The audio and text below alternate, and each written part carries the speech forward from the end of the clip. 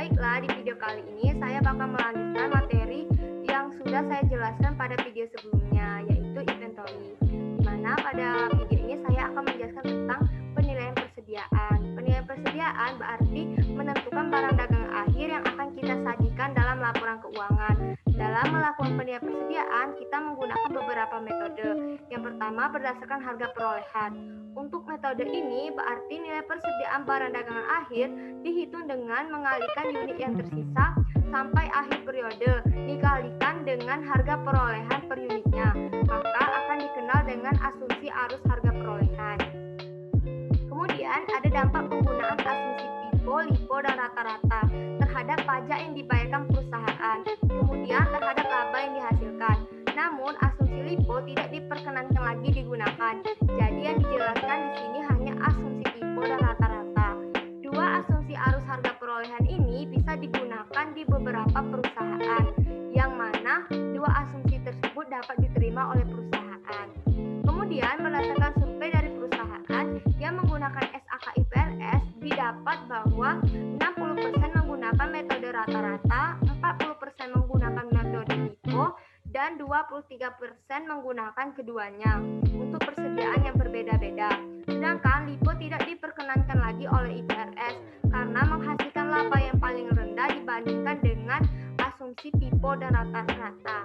FIFO menghasilkan laba paling rendah karena HPP LIFO lebih tinggi karena ending inventory yang digunakan paling rendah dan menggunakan pengalih pada harga perolehan awal untuk menentukan ending inventory-nya.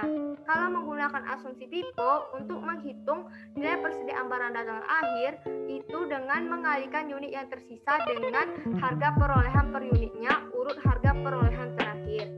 Jika menggunakan asumsi rata-rata, maka menghitung nilai persediaan barang dagangan akhir yaitu dengan mengalihkan unit yang tersisa dengan harga perolehan rata-rata per unit, di mana harga perolehan rata-rata per unit bisa dihitung dengan dua metode, yaitu rata-rata sederhana dan rata-rata tertimbang. Sedangkan kalau untuk asumsi LIFO, nilai persediaan barang dagangan akhir dihitung dengan mengalihkan unit yang tersisa dengan rata-rata per unitnya untuk urut harga perolehan awal.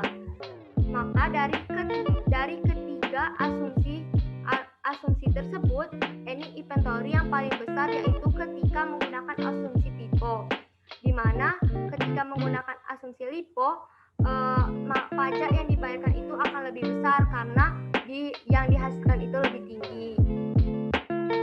Kemudian berbeda ketika menggunakan asumsi LIFO, maka pajak yang dibayarkan itu akan lebih kecil karena laba yang dihasilkan lebih rendah. Sehingga pengaruh ketika asumsi tersebut terhadap laba bersih yaitu ketika menggunakan asumsi FIFO, net income diperoleh akan lebih besar, sedangkan menggunakan asumsi LIFO, net income akan lebih kecil. Keuntungan dari menggunakan asumsi FIFO ini yaitu di mana ketika terjadi inflasi, maka nilai persediaan barang dagangan akhir itu menggunakan asumsi FIFO adalah yang paling sesuai dengan kondisi harga saat ini. Maksud dari harga saat ini adalah harga pada saat kita melaporkan keuangan. Sedangkan untuk asumsi rata-rata pasti berada di bawah harga sekarang. Begitupun dengan asumsi LIFO akan lebih jauh di bawah harga sekarang. Kemudian ada standar yang mengatur kita dalam menggunakan asumsi penilaian persediaan, di mana kita harus konsisten yang bertujuan agar laporan keuangan itu dapat dibandingkan. Kemudian ada metode penilaian persediaan berdasarkan LCNRP atau nilai bersih yang dapat direalisasikan. LCNRP ini bisa digunakan ketika menggunakan persediaan kategori usang, misalnya handphone, di mana untuk menghitungnya kita dapat mengalihkan barang tersebut dengan harga yang paling rendah, bisa dengan harga perolehan atau harga NRP. NRP atau nilai bersih yang dapat direalisasikan dihitung dengan mengurangkan harga jual dalam situasi normal dengan adanya yang harus dikeluarkan untuk menjadikan barang tersebut terjual. Maka ketika menggunakan LCNRP ini untuk menghitung nilai persediaan barang dagangan akhir yaitu dengan mengalihkan unit barang yang tersisa dengan memilih mana harga yang lebih rendah, apakah harga perolehan atau NRP. Kemudian ada kesalahan dalam menilai persediaan, yaitu kesalahan dalam menentukan nilai persediaan barang dagangan akhir. Kesalahan ini terjadi bisa karena salah hitung, salah mengajukan dengan harga perolehan per unitnya, dan bisa juga kesalahan dalam kaitannya dengan pengakuan kepemilikan atas barang dagangan dalam pengiriman. Kesalahan dalam menilai persediaan ini berdampak pada laporan keuangan, yaitu laporan laba rugi dan laporan posisi keuangan. Ada dua, yaitu HPP dan net income. Kemudian kesalahan penilaian persediaan ini bisa terjadi karena kesalahan pencatatan barang awal maupun akhir. Bentuk kesalahan ini ada dua, yaitu apakah persediaan nilai lebih rendah dari yang seharusnya, atau bisa disebut dengan under value, atau kesalahan yang lebih tinggi dari yang seharusnya. Kemudian ada penyajian dari analisis kaitannya dengan persediaan, di mana ada dua. Yang pertama, inventory turnover atau rasio perputaran persediaan. Rasio yang menunjukkan berapa kali secara rata-rata dalam satu tahun persediaan itu terjual. Untuk menghitungnya yaitu dengan membagi HPP dengan rata-rata persediaan, di mana rata-rata persediaan ini dapat dihitung dengan menjumlahkan nilai persediaan awal ditambah dengan persediaan akhir dibagi dua. Kemudian ada rata-rata umur persediaan, di mana rasio yang mengukur beberapa hari suatu persediaan dapat langsung terjual.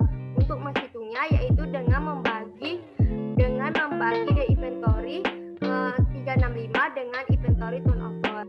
Kemudian ada estimasi inventory. Yang pertama itu gross profit method atau metode laba kotor yang digunakan untuk mengestimasi nilai persediaan barang dagangan akhir. Metode ini ada dua. Yang pertama, menentukan beberapa HPP yang diestimasi, yaitu caranya mengurangkan penjualan bersih dikurang dengan estimasi laba kotor. Kemudian menentukan berapa persediaan barang dagangan akhir atau ending inventory. Caranya adalah dengan mengurangkan cost of goods available for sale dikurang dengan estimasi HPP. Maka dapatlah estimasi nilai barang dagangan akhir.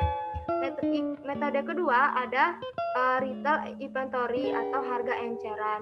Ini biasanya digunakan pada perusahaan retail yang barang dagangannya itu dalam jumlah banyak. Ada 3 langkah. Yang pertama, menentukan berapa ending inventory pada harga retail.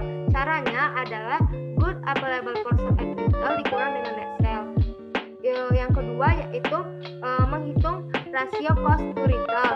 Caranya dengan membagi harga perolehan atas barang tersedia untuk dijual yang dinilai pada perolehan dibagi dengan cost of goods available for sale at retail. Kemudian langkah ketiga yaitu menghitung berapa ending inventory yang diestimasi. Caranya yaitu ending inventory at retail dikali cost to retail ratio. Baiklah, mungkin hanya ini yang bisa saya sampaikan pada video kali ini.